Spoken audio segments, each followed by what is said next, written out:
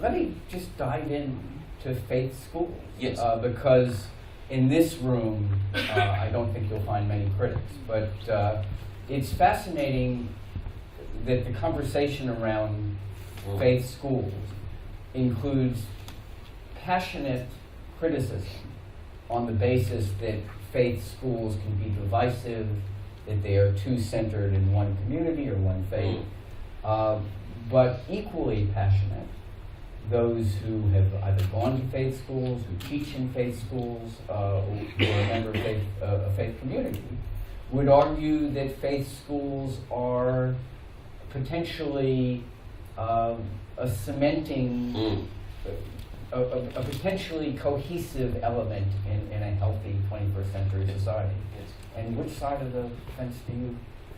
Well, I'm an enthusiastic supporter of faith schools, and both my children go to a Church of England primary, and as has been reported, my elder child, my daughter, is going to a Church of England secondary school this September. And it's impossible, I think, to look at the history of the United Kingdom, certainly England's history, without recognising that the first schools were faith schools.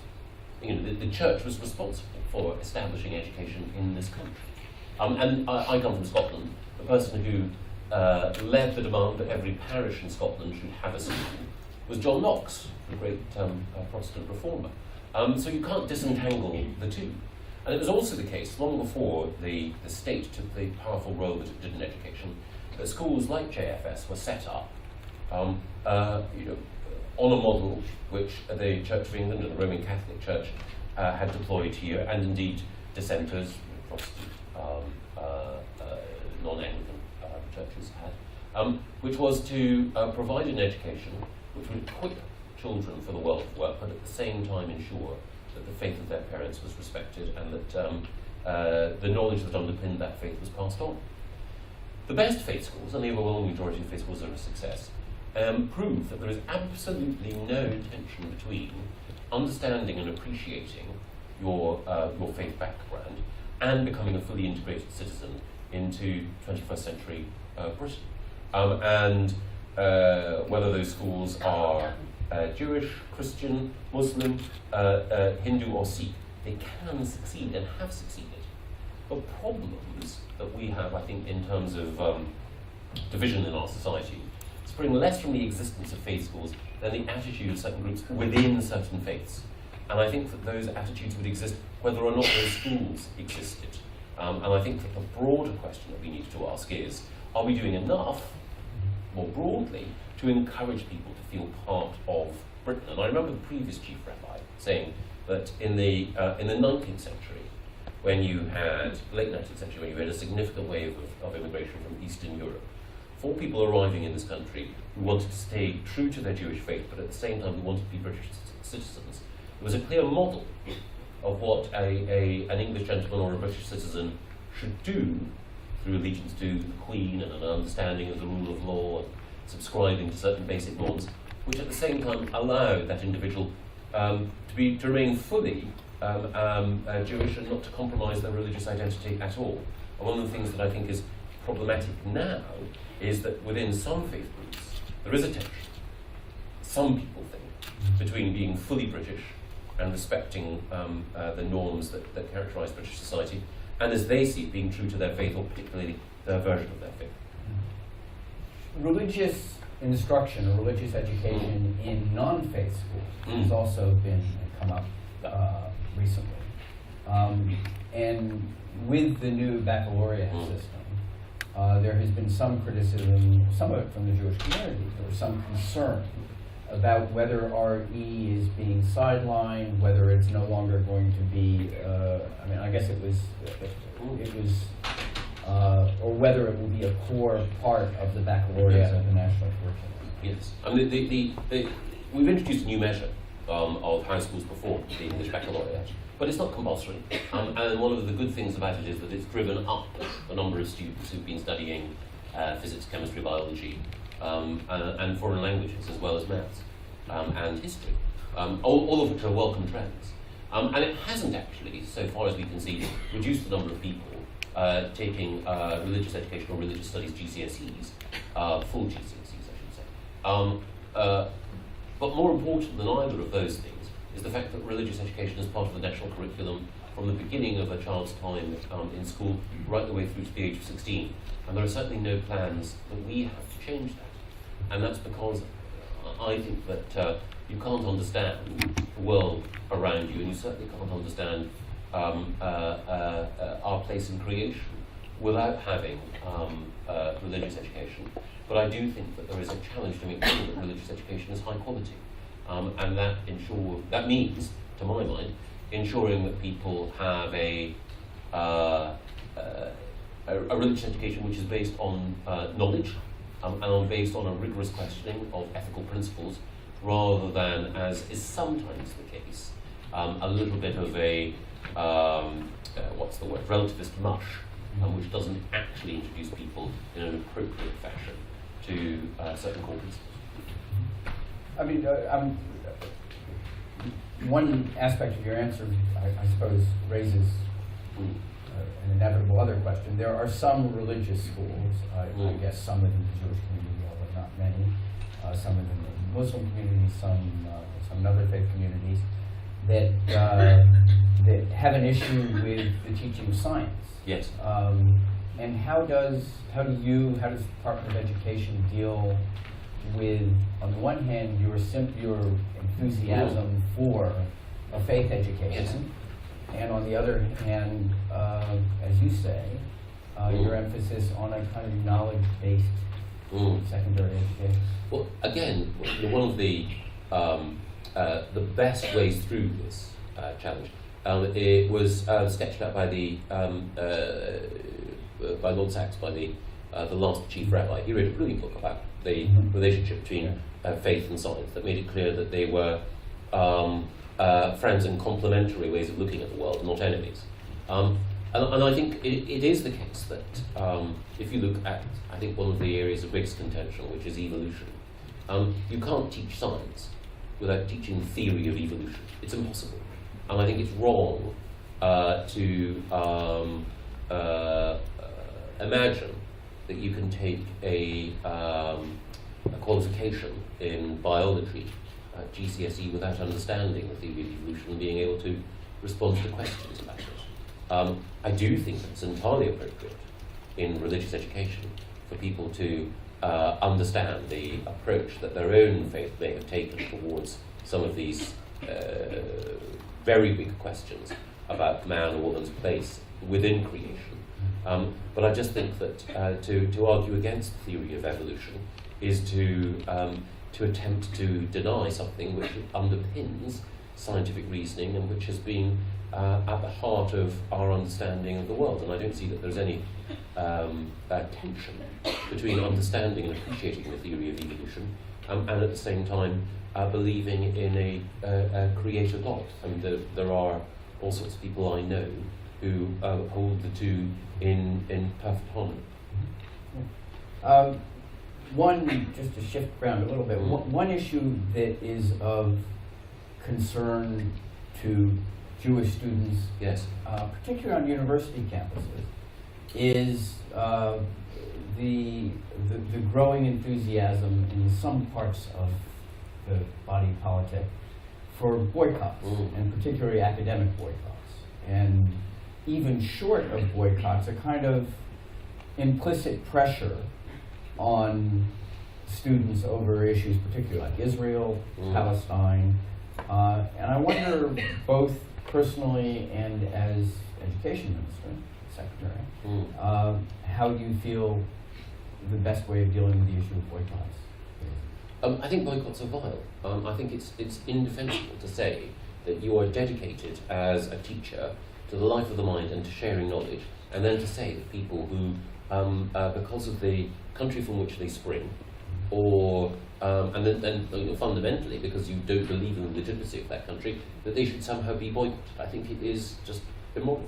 And I mean, it springs from the equation, which I think is facile and wrong, between Israel now and South Africa during the apartheid years, which I think is just wicked as well. And I think that the second question I ask is why the selective outrage? I noticed that, for example, Reba recently said that, their architects were going to boycott Israel. But I'm not aware that when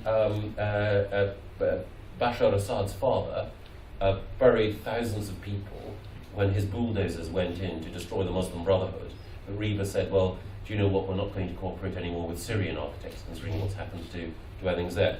I'm not aware that Reba have said that it would be wrong for Zaha Hadid to play a role in helping to design buildings in China, even though there are Chinese troops occupying Tibet and who are responsible for the forced movement of peoples within that nation, and so on. So, on three levels, I find the thing distasteful. Firstly, if you believe in the life of the mind, you shouldn't be attempting to close minds. Secondly, the singling out of Israel in the comparison with South Africa is odious. And thirdly, the exercise of selective outrage is more revealing, actually, about the motivation of the boycotters than it is about anything else. How do you fight it? Well, you make all these arguments, and one of the arguments that I make more broadly in the context of Israel is an argument that Tony Blair made to me. And he said that when he's talking to people within the Labour movement or within the left more broadly, so put it in that context, and they're critical of Israel, he said, okay, imagine yourself in certain situations. Imagine that you're a great reporter, and that I try. God. it is an even greater reporter. Imagine that you're a great reporter, and you are in the business of breaking scoops that embarrass the government and writing columns that hold them to account. Which country in the Middle East would you feel most comfortable in working in? Egypt, Saudi Arabia, or Israel? Related question. Imagine that you're a young person coming to terms with the fact that you're gay. Imagine that you come out. In which country do you think that decision would be most welcomed by those around you and have the least impact on your employment opportunities? Egypt, Saudi Arabia, or Israel? And then imagine that you have been accused of a crime that you did not commit, and the authorities want to put you behind bars. Which country do you think you're most likely to get a fair trial in? Egypt, Saudi Arabia, or Israel? So if you think of three classic liberal principles, free speech, free love, and the right to a fair trial and fair justice, then Israel does a far better job at defending those than almost any other country that you can think of in the Middle East consistently. So why are we boycotting the country that safeguards all of those freedoms when, Egypt's going through tough times, Saudi Arabia, whatever? It just seems to me to be to upend any understanding of morality in politics to target Israel so aggressively.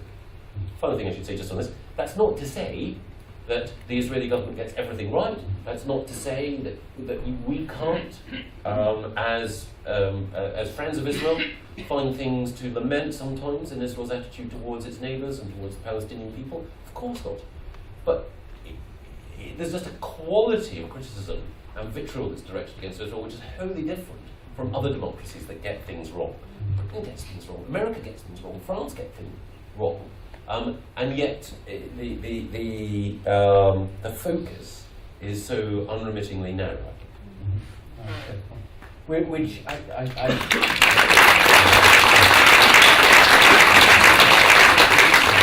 Now I must emphasize I don't want to talk you out of any of that, particularly with an audience like this.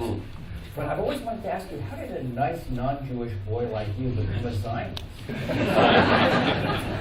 Well, I don't know, but it seems to me that it's common sense. I mean, that's the thing. I mean, why shouldn't you be a Zionist? I mean, I grew up like Gordon Brown in the Church of Scotland, and the Church of Scotland, which Gordon and I grew up, I think is different from the Church of Scotland now, and the politics have changed slightly. But in the Church of Scotland, as we grew up, there was an identification between the Presbyterian Church and the people of Israel. And it was partly Which Gordon, by the way, I mean, yes, he had the same, brilliant. yeah. Yes, I'm sparing put it mildly, in my praise, Paul Brown. But I think the speech that he gave to the Knesset was brilliant. Yeah. And he feels it, it's in his heart. And it's interesting that other people with whom I don't always agree, who've been close to Gordon politically, people like Ed Balls, Ian Austin and so on, have that as well. And I don't know again where it comes from. Ed is many disagreements with him, but he's a sincere supporter of the State of Israel and friend of the Jewish people. So I think there's something there, that there's an understanding of the plight that the Jewish people faced throughout the 20th century. It wasn't an isolated example of suffering. It's part of a long story of oppression, but also the cultivation of particular virtues, which has enabled the Jewish people to withstand that oppression and to act as an example to others. So that's partly. I think the second thing was that as a journalist, I became interested in the peace process in Northern Ireland. Professionally, I had to sort of take a look at it. And I thought that there were certain compromises which, as a democratic nation, the United Kingdom were being invited to accept that seemed to me to be troublesome. I don't know what I mean by that. And then I thought, I'll have a look at other peace processes. And I had a look at the peace process in which Israel was engaged at that time.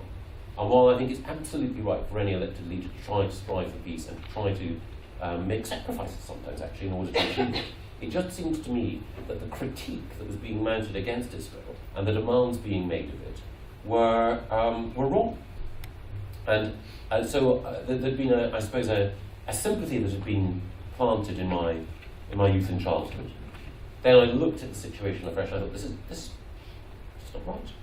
And in particular, and I know this is an overused analogy, but one of the things that struck in my mind was that Israel was being put in a position similar to that of the Czech Republic in 1938, where a democracy was being invited to trade land for peace, and it couldn't be certain that the interlocutor could be relied on. And I personally, I don't live, obviously I don't live in Israel, but its fate matters enormously to me.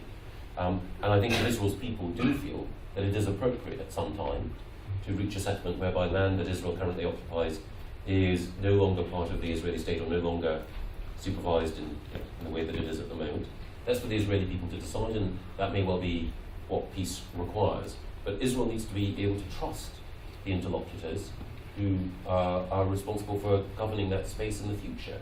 And I thought it was very striking that when there was a recent vote in the United Nations, specifically over observer status for the Palestinian Authority, the one European nation that voted with Israel was the Czech Republic. And when I talked to the Czech ambassador about it and said, is that anything to do with it? He said, absolutely. History matters in the Czech Republic. To get back to history, and then I'm going to open it up. The reason you came was to ask me questions. History of a more local nature. There was a time when, very briefly, a millisecond, in which David Cameron was kind of the heir to Blair, and we've kind of moved past that for now. But I'm struck that a lot of the fundamental reforms you're making in schools, free schools, academies, that sort of thing, and this may be wrong, so correct me, seems at a distance to be stuff that Tony really wanted to do and couldn't do. And which raises the question, if, and I know this is a terrible nightmare scenario, but let's say after a nuclear attack or something, Labour became government of the land. Do you have confidence that inside Labour, because there are kind of new Labour types who get what you're trying to do because they tried to do it when they were in power, do you think there is the prospect of this whole sustained change in education, free schools, greater kind of uncoupling, to use a Hollywood term, Yes. From local authority control? Yes. Do you think that there's a danger that might not survive? Well, I think the interesting thing is that the Labour Party, when they were choosing their leader, chose the leader who was most keen to repudiate Tony Blair. I mean, if you take Diane Abbott out of the equation for a moment, perhaps unfairly, because she has said some quite wise things about education, to be fair to her. Of those who were available, David Miliband was the heir to Blair candidate. Ed Balls and Andy Burnham were more supportive of more of the Blair agenda. Ed Miliband was the person who, in a very polite and intellectually coherent way, chose to repudiate it. It's striking that that Ed has said, Ed Miliband has said remarkably little about education and about schools during his time. And my worry is that there is a significant sectional constituency within the Labour Party that hate, I don't think I can put it too highly, what Tony Blair did overall, but in education in particular. And it's striking that if one looks at the period immediately after 2005, when Tony Blair, in his own memoir, says that he was at his freest and felt most confident about his ability to make a difference, there were two issues where the Labour Party really went for him. One was education. He tried to introduce the reforms which, you're absolutely right, what I'm doing is modelled exactly on what he said at that time. But the Labour Party reacted powerfully against it. And even people who were close friends of his, like Alistair Campbell and Fiona Miller, were campaigning against the changes that he was trying to make. And that cost him political capital. But he was convinced, I agreed that it was the right thing to do. The other issue is Israel. The people forget, or some people forget, that when various supporters of Gordon Brown resigned from government positions in order to force Tony Blair to call a date for the handover of power, the real reason was that Tony Blair declined to stick to the script that some were writing for him on the military operation in the Lebanon. I mean, he clearly had some criticisms of the way that Israel was conducting itself, but he also regarded what he was being asked to say as facile. And that drove people, some within the Labour Party, wild. So, you know, there are some aspects of what Tony Blair did, or some things in which he currently believes with which I disagree. But I do think the more interesting thing is that the Labour Party has repudiated a lot of what he sought to do, and they've gone back to their comfort zone. But your direct question is, are there people within the Labour Party who still see the world as he saw it? There are, but they're the people who tend to be on the back foot at the moment. Who knows what may happen if Labour lose the election, and then there has to be a process of soul searching. Well, we're running out of Miliband brothers. So I do not want to spoil the prospects of anyone in the Labour Party by saying that I think that they do get it. That would be cruel. But what I would say is that at the moment the momentum is slightly against that view, and you can see it in a variety of areas. But there are people within the Labour Party who, do take a Blair view of the world. Can we have some, and we may come back to this conversation, but I want to bring the rest of you in. I understand that there is a monthly levy, well I know, there's a monthly levy for the security. If it's a state school, shouldn't the government be paying for the security for those schools because of their specific needs? Well, I made a promise before the election, which we've honoured, which is to support the Community Security Trust and to pay for the security costs in schools. Previous governments didn't do that, to their enormous credit. Ed Balls and Ed Miliband have said that they will support that, but there is now more state support for security in Jewish schools than there's ever been before. And I think that it's for reasons which don't need to be spelled out to this audience. But I agree with you, the reason why I said that is that it is just tragic that any school needs to have security guards, but it tells you something sad about the position of the Jewish community and the nature of the threat that it faces, that every Jewish state school needs to have the security that it does.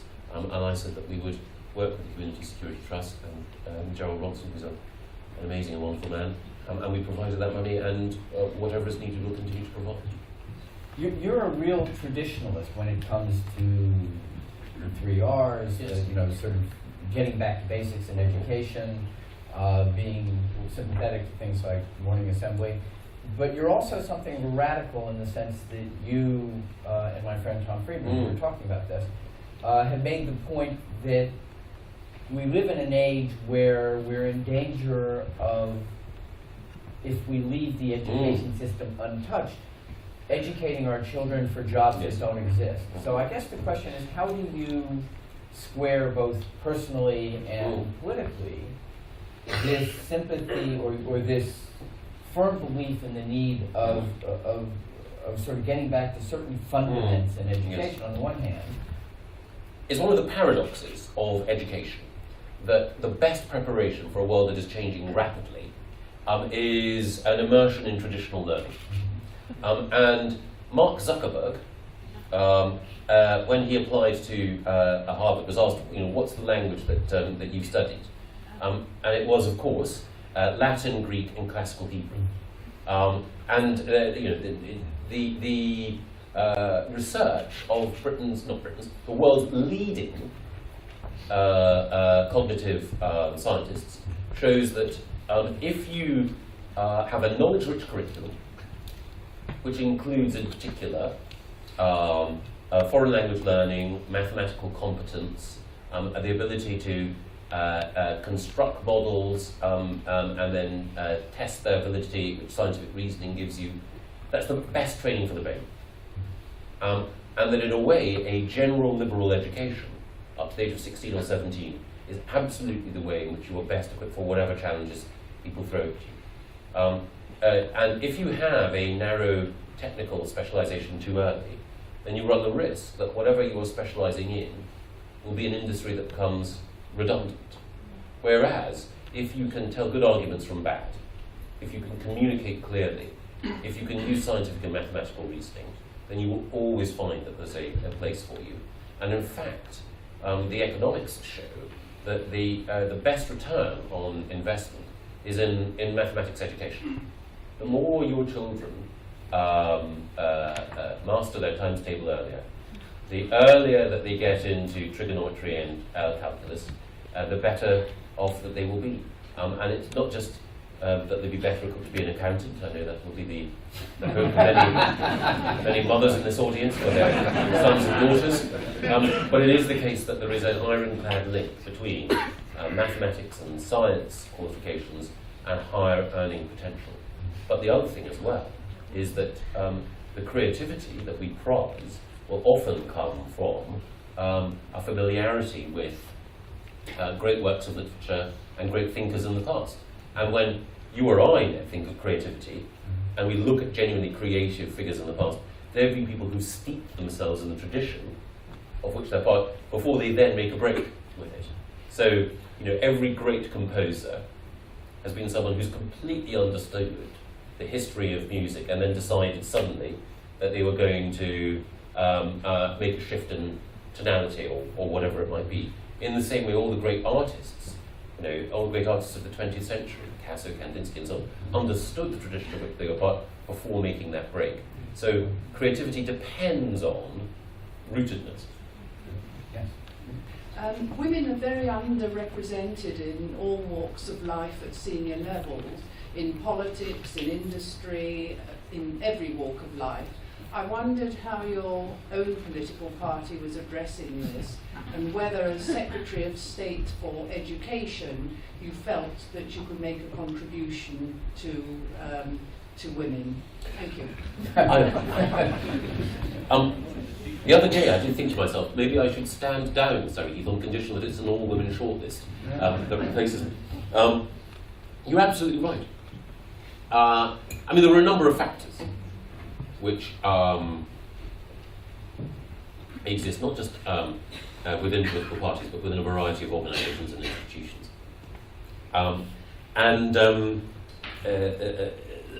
Some of it relates to pre-existing prejudice. Some of it relates to the inevitable pressures that family life and raising children bring. But we should do everything that we can to help overcome those pressures. And I could talk about the things that the government is doing in order to make childcare cheaper and higher quality, but that's only part of the equation.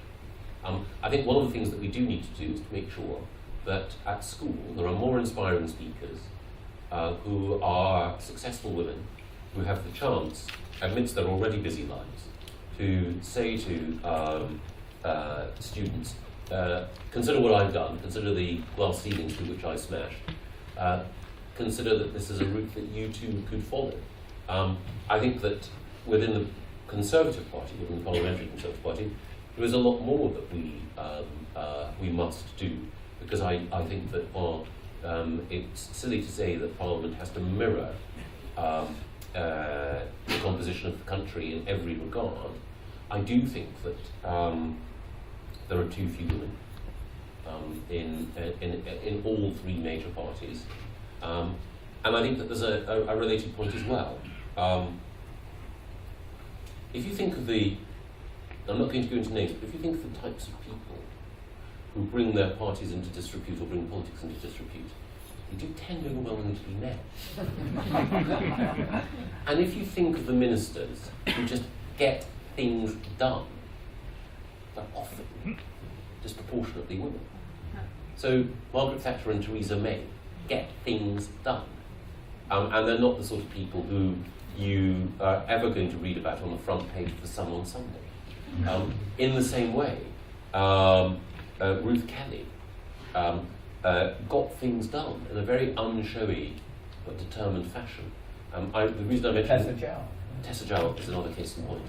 And the reason I mention Ruth and Tessa is that they're both leaving the House of Commons, so I'm not going to embarrass any existing Labour MPs by mentioning them in the same breath. But yes, I mean, I think you're absolutely right, and I think that, again, I'm not in favour of quotas or affirmative action being legislated for, but I do think that you do need to ask certain institutions why it is that they tend to recruit in their own image. And funnily enough, I think that some of the principles that are sometimes resisted, which advance meritocracy, things like performance-related pay, things like greater transparency about the performance of institutions, will actually lead the good old boys to feel increasingly uncomfortable in charge of certain institutions and see more women put into positions of influence, because it's just plain arithmetically sensible to have the high performers doing the important jobs. Very good question. There's a great instance in your favorite country, Israel. Yes. Yes. Involving Ezer Weizmann, who was then campaign manager to Menachem Begin in his first election campaign. And Ezer, I don't know if you ever met him, was charming, roguish, and an indefatigable male chauvinist pig. And he was at the first press conference in which they were launching their campaign. And the first question was to Ezer, as campaign manager, why are there so few women on the Likud Knesset list? And his answer was, because we have so many men with female characteristics. So my name is Karen David. I write books for young adults, and I go around to a lot of schools, a lot of libraries. Now, you've talked about the importance of great literature. I know that you sent the Bible to every school in the country. Would you agree with me that a school needs a good library and a good librarian? And when prisons have a statutory duty to have a library, why do schools not have that duty? Because what is happening is that school libraries are closing down, school librarians are being sacked, and school library service also. And I think it's a really great shame and detrimental to people's education. You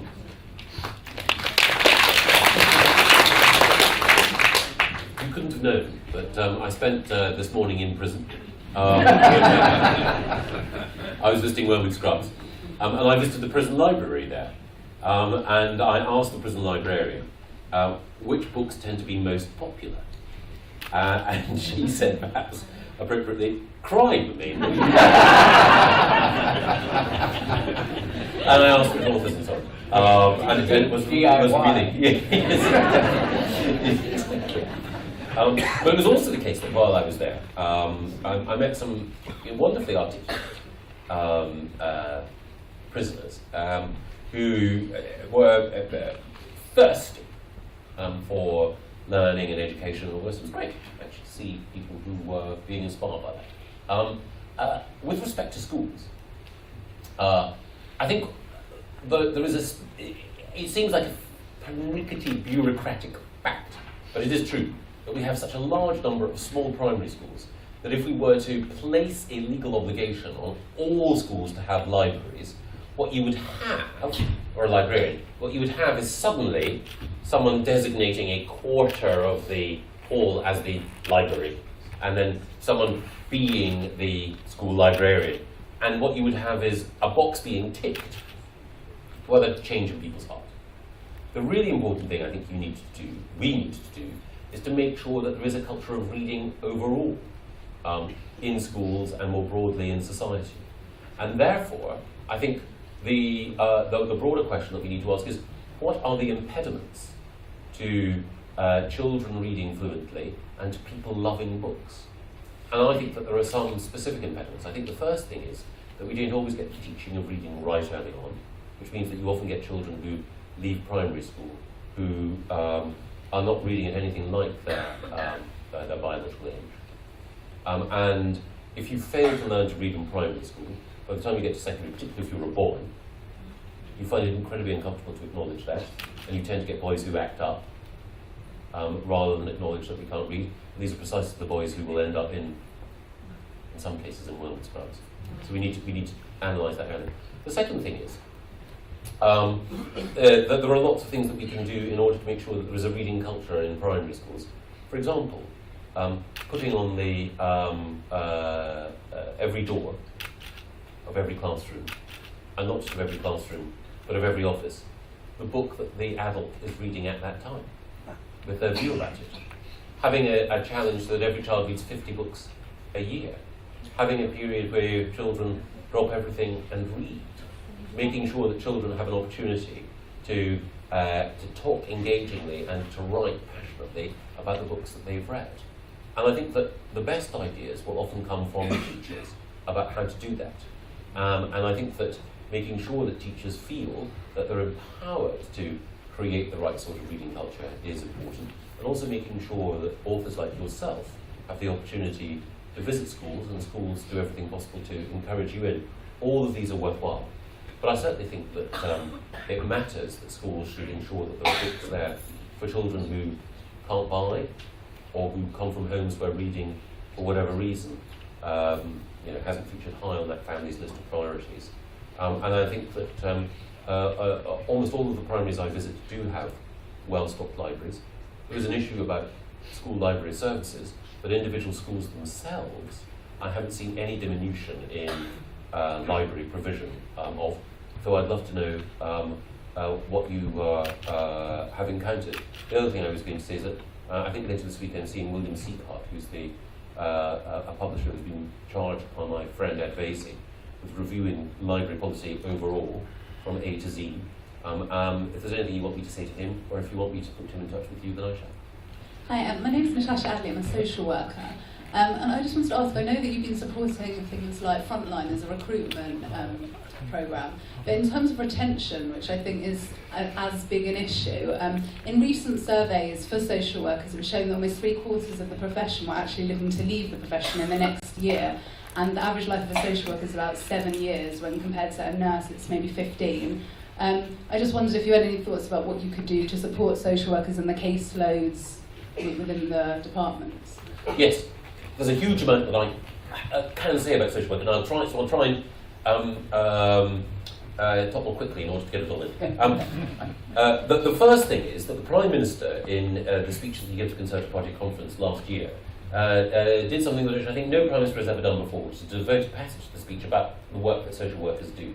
And he emphasised how important and how difficult it is. Because if you were a social worker, particularly if you were working in children's services, which is the area that I know a little bit about, I know less obviously about adult social work, you have a series of incredibly difficult decisions to make. You're working with a family.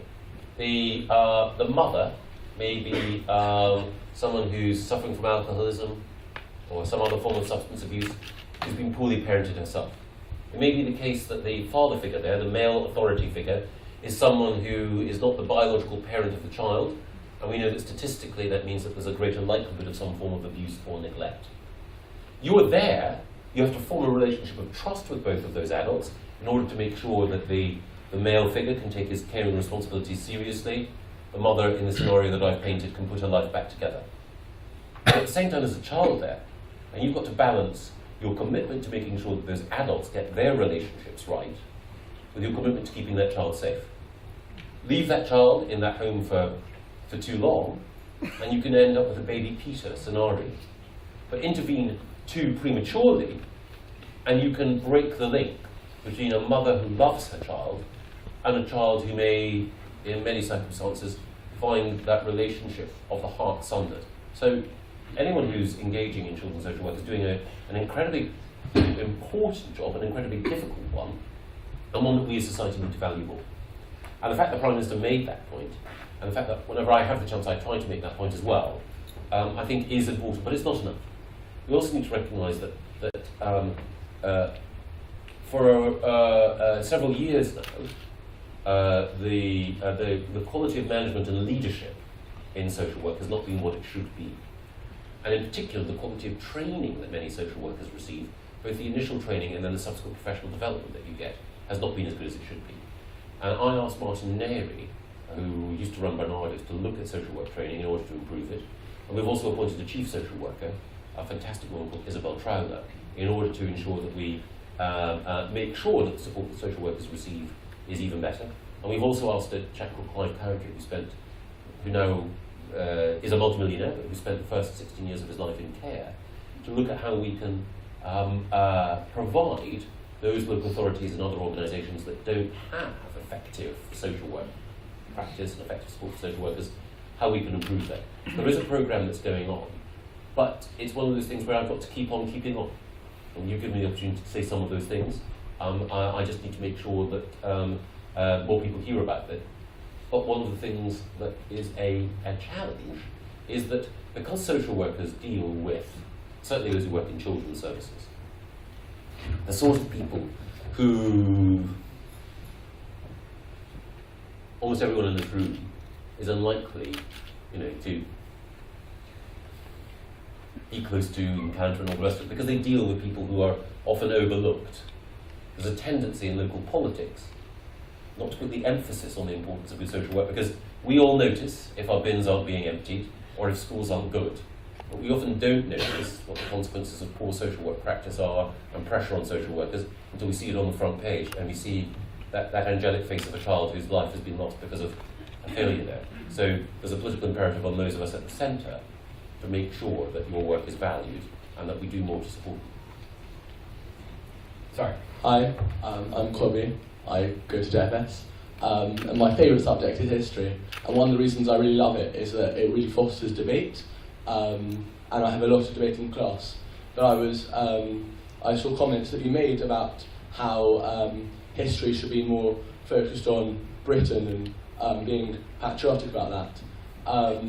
And I wondered if you think that will hinder debate we can have in classes and whilst we study history, because I think to lose that would be detrimental to history studies.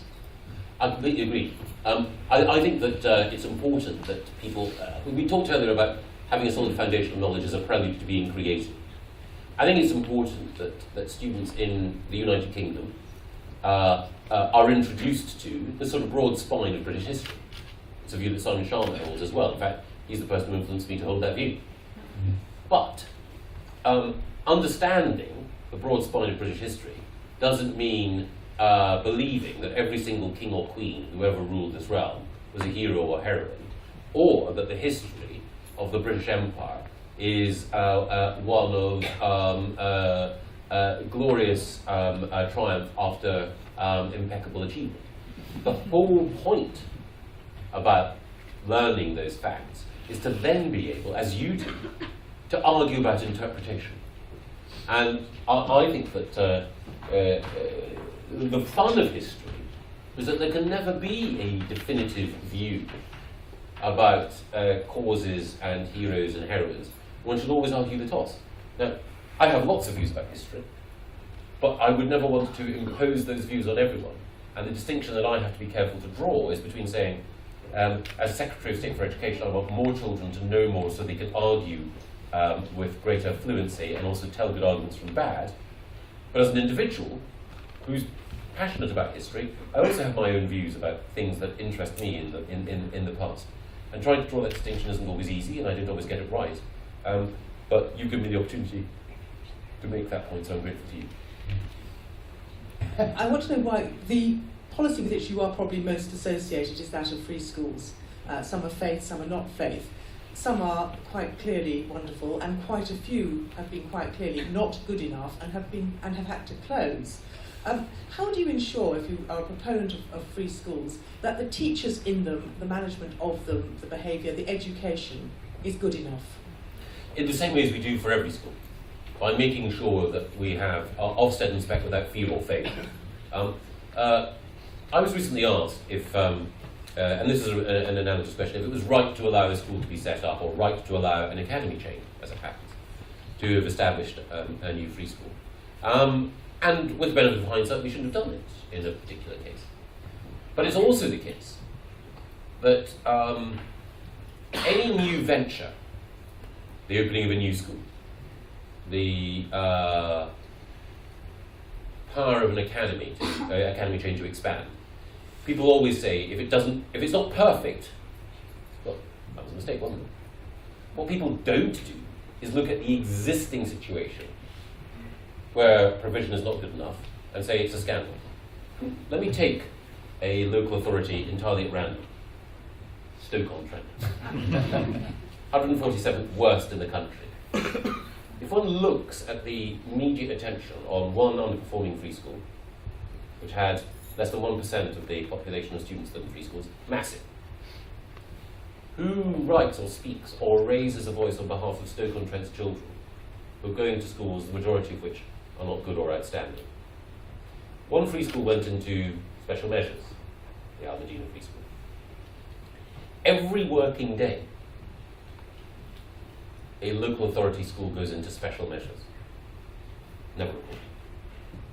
So I think that we need to act whenever any school of any kind faces difficulties, and whether that's closing the school down or removing the head teacher or making sure that there's additional support for the staff who are struggling against difficult circumstances, whatever it is.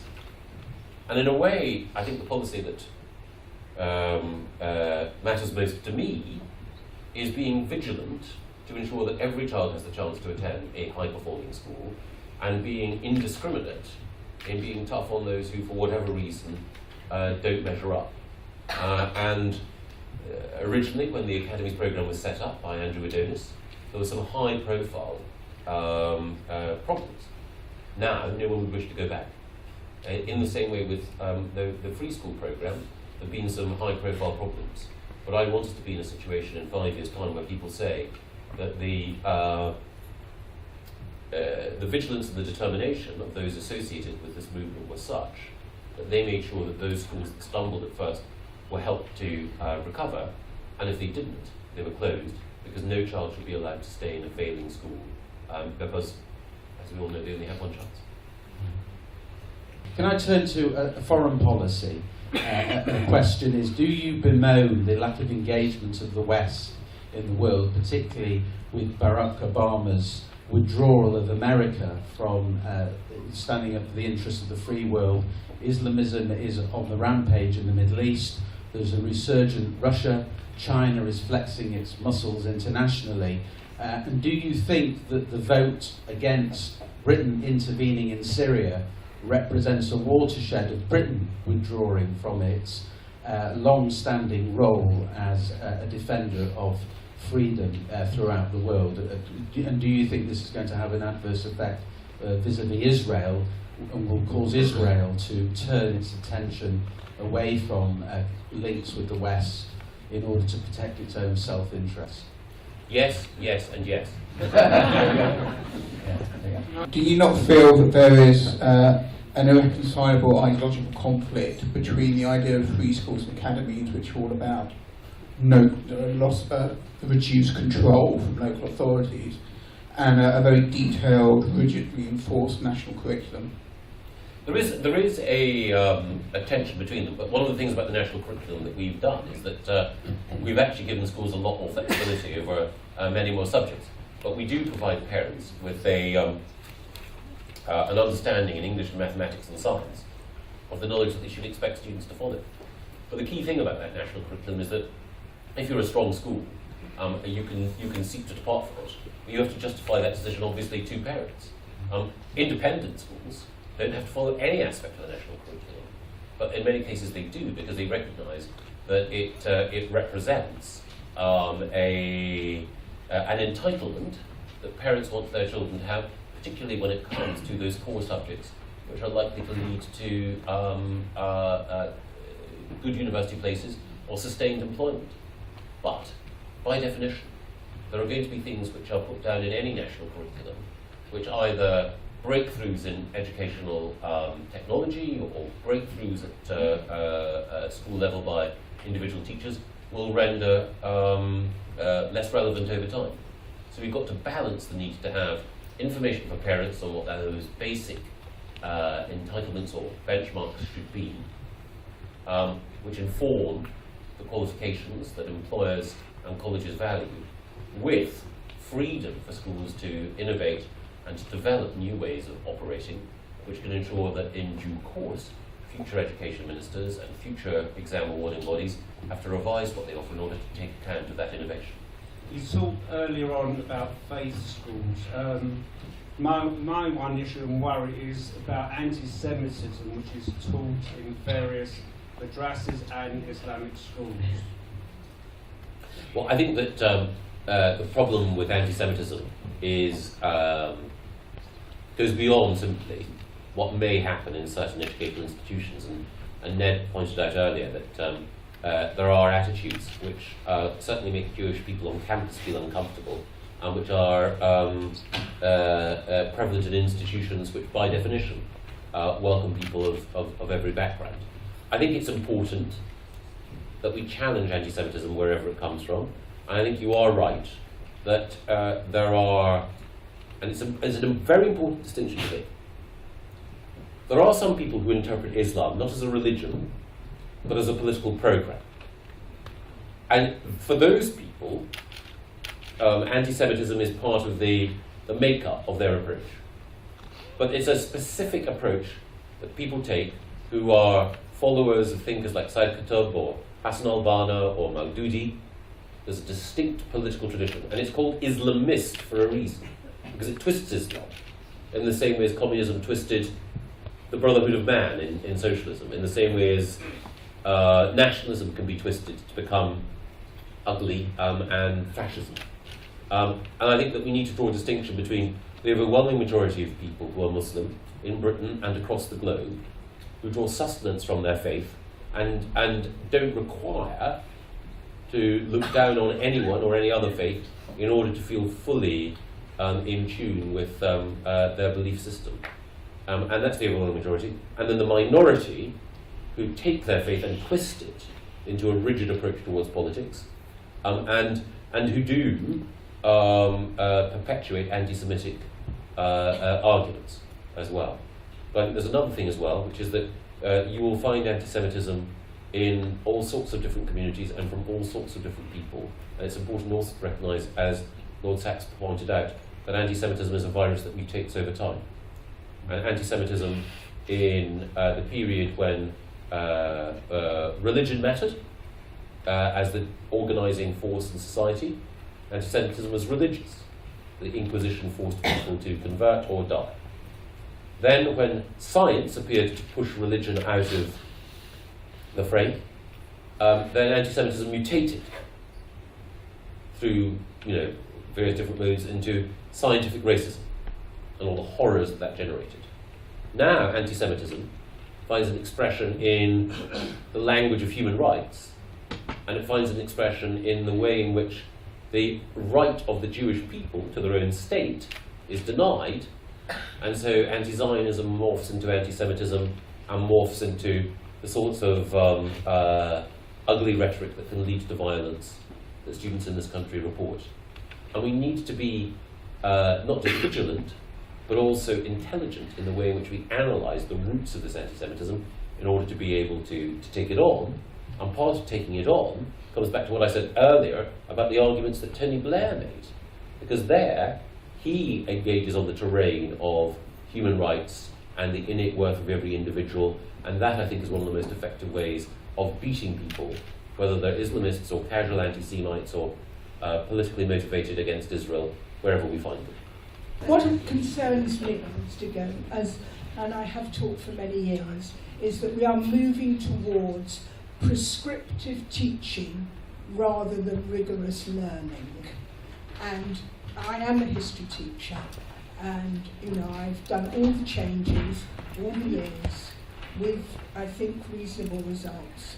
And this is what frightens me now, that people will be caught, that people don't understand the difference, and that the new generation, within the 21st century, driven by technology, which must change, always introduces change, that we must be sure that we don't prescribe too far something, and we give the skills of learning for life.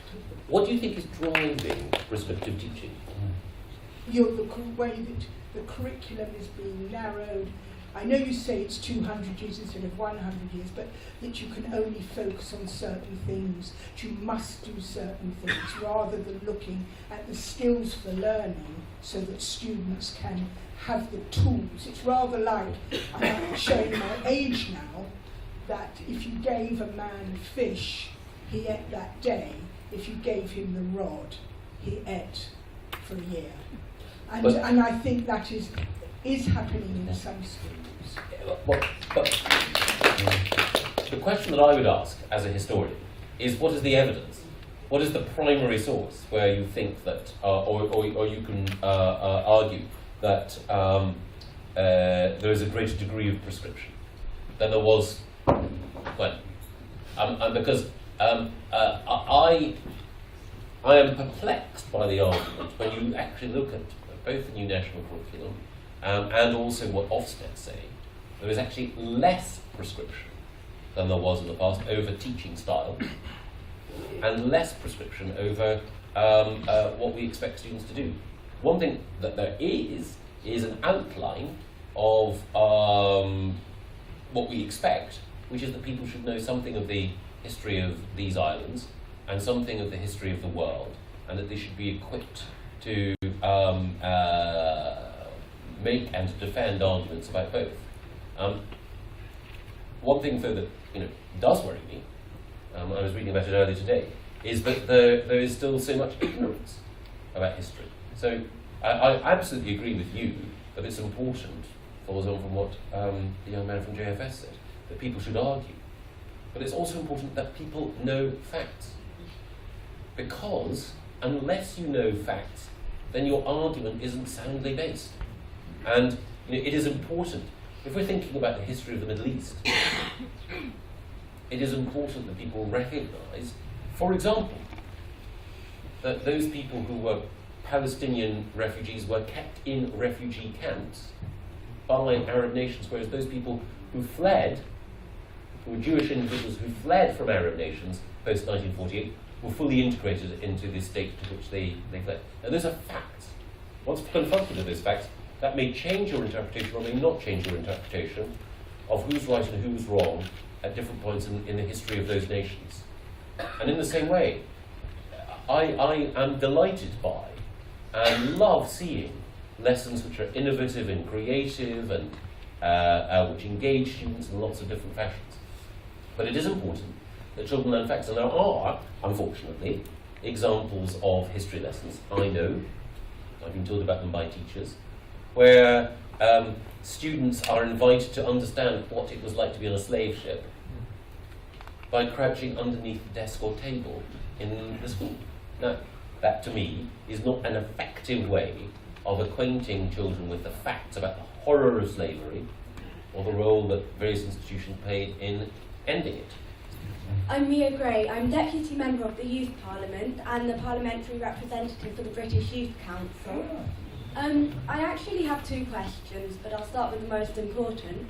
I'm sure you're aware that a recent survey showed that the level of pressure put on students in school has led to the height of stress levels being the same to those of the average mental asylum in the 50s and 60s. With your propositions for longer school days, harder teaching hours, and in effect, without meaning to be too rude, exam factories, how are we supposed to combat these growing mental health issues that the Child and Adolescent Mental Health Services say are 65% the cause of the youth's mental health issues today.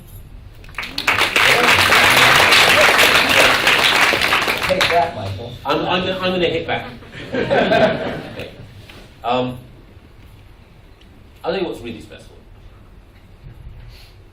What's really stressful is having been told throughout school you're doing brilliantly, you're fantastic, that oh, don't worry about these. This exam you didn't follow. Well, find one that you can pass.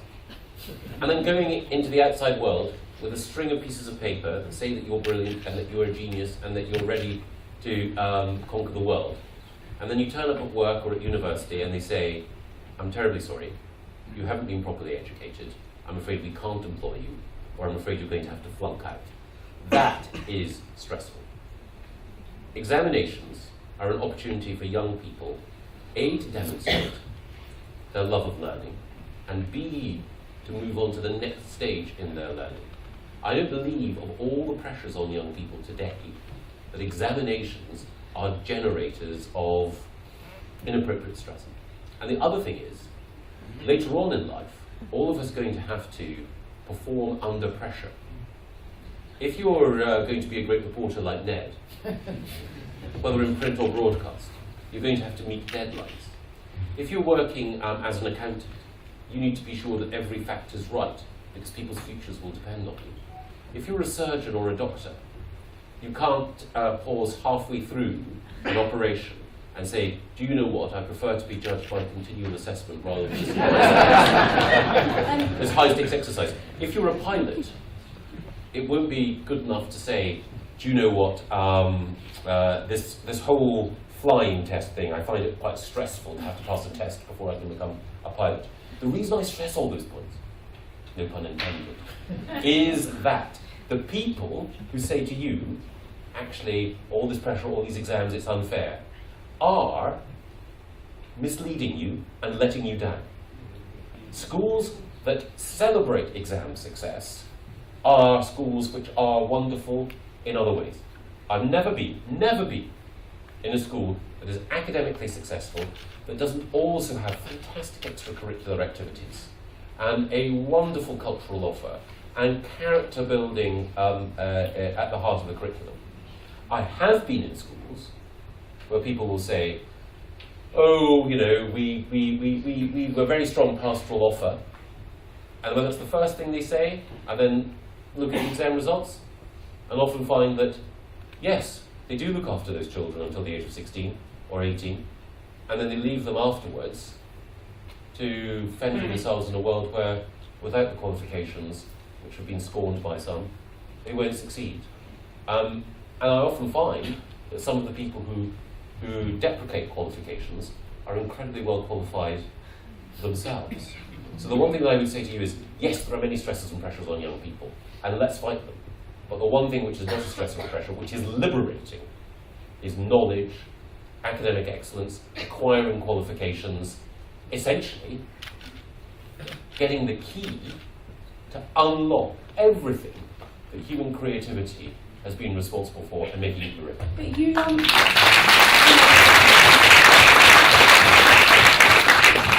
you lump knowledge and qualifications in the same sentence, and I find that a little bit strange due to the fact that I've been studying French for 3 years. I got an A star, do not know a word of French. It's purely it's factual recall. I'm not learning anything. Knowledge is completely out of the picture. It's reading from a textbook, recalling those facts, which I understand are important, in a standardised way that's completely unfair, to be honest, to produce a row of A stars. That's why we're changing the examination system. That is why, I mean, the point that you made there is a point that I'm going to repeat whenever I have the opportunity, because it's the current examination system which we are changing in the teeth of opposition, which, as you say, the modern foreign language GCSEs are not effective ways of letting people know that you can speak modern foreign languages. We didn't have. There's no effective translation. It's rare that people are introduced to works of literature in foreign languages at school, and we need to reverse that trend. So that you're thirsty for knowledge. We should make sure that your thirst is slaked. Sorry, what a great question to end on. I mean, I don't know. I could go on forever, and he could get fired. But I think we're supposed to. I'll tell you what, Nick. Yeah. If people ask, if we have 3 one-sentence questions, I will Do you give know what 3 audience this is? one-sentence answers. Dream on. Okay. Is actually to answer the original question that Ned asked about the EBAC and RS, because I didn't think you actually answered it. I'm an RS teacher. Yeah. Why is RS not an EBAC? Because it is having a decline in schools. And RS, if you want it rigorous, EBAC meaning the English vocabulary. if you want it to be rigorous, you want it to be ethics in the GCSE curriculum, would surely encourage that. It would not encourage it by having wishy-washy, it's not part of the curriculum. Then it's compulsory to the age of 16. The other subjects in the EBAC, like history and geography and indeed modern foreign languages, aren't. So arguably, religious education has a more secure place in our schools because it is compulsory to 16 in a way that those other subjects aren't compulsory. And I haven't seen any diminution in the number of people taking RE GCSE, but we keep these things under review. Okay, I would like to ask a final question. Of course. Just to broaden things out a little bit where we started. When I knew you as a 11-year-old journalist, it was before you got into politics. You've now had a run at government. Since it may be many years, we hope, before you write your memoir.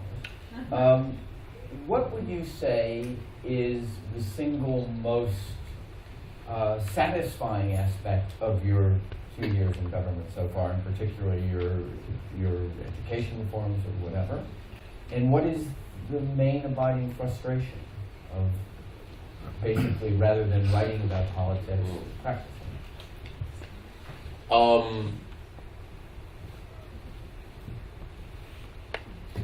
You'll be tested on this. Yes, no. They're very rigorous.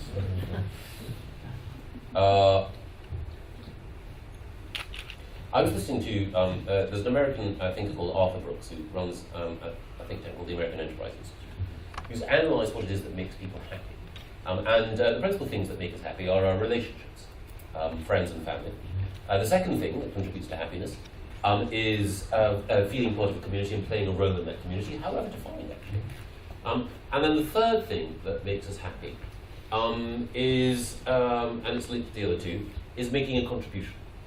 If your work involves you doing something where you feel that you're making a difference, I mean, you may not be, you may actually be making things worse, but if you believe that you're making a difference, that is a route to happiness.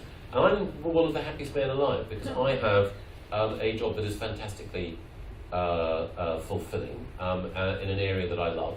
And the thing that matters most to me, and the thing that I take the greatest joy from, is seeing more and more children from poorer backgrounds who were in schools that were underperforming, now in schools that are performing well.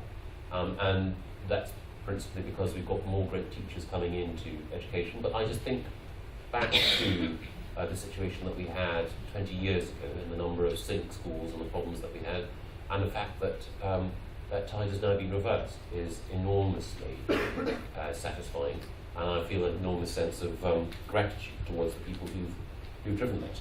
In terms of frustration, I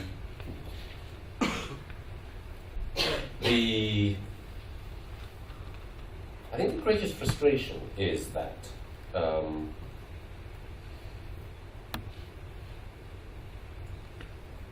and I don't want to seem like a whinger, so I have to be careful. I think the greatest frustration is that